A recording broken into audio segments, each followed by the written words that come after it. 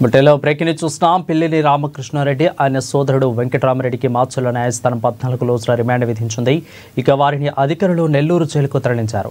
గుండ్లపాడు తెదేపా నేతల జంట హత్య కేసులో పిన్నెల్లి సోదరులు నిందితులుగా ఉన్నారు. ఈ ఘటనలో వారిపై కేసు నమోదైంది. అయితే ముందస్తు బెయిల్ పిటిషన్ హైకోర్టులో రావడంతో సుప్రీంకోర్టులకు వెళ్లారు. ఇక అక్కడ కూడా రద్దవడం 2 వారాల్లో లొంగిపోవాలని సుప్రీంకోర్టు సూచించింది. ఈ నేపథ్యంలో పిల్లిని సోదరులు మాచర్ల కోర్టులో లొంగిపోయారు.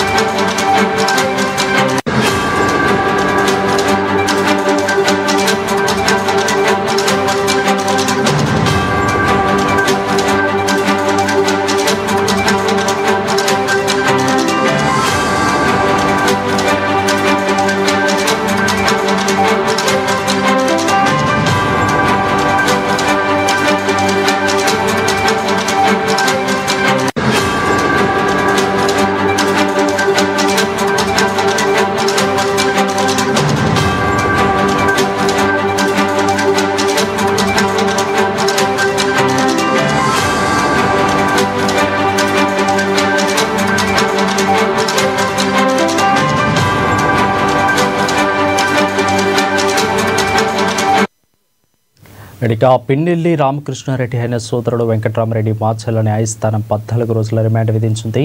ఇక వారిని అధికారులు నెల్లూరు జైలుకు తరలించారు. గుండ్లపాడు తెదేపా నేతల జంట హత్య కేసులో పిన్నెల్లి సోదరులు నిందితులుగా ఉన్నారు. ఇక ఈ ఘటనలో వారిపై కేసు నమోదైంది. అయితే ముందస్తు బెయిల్ పిటిషన్లో హైకోర్టులో రద్దవడంతో సుప్రీంకోర్టుకు వెళ్లారు.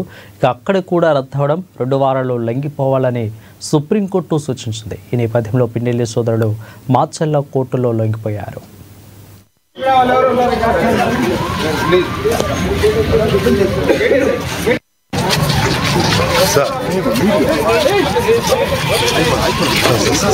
ఇక్కడ వరకు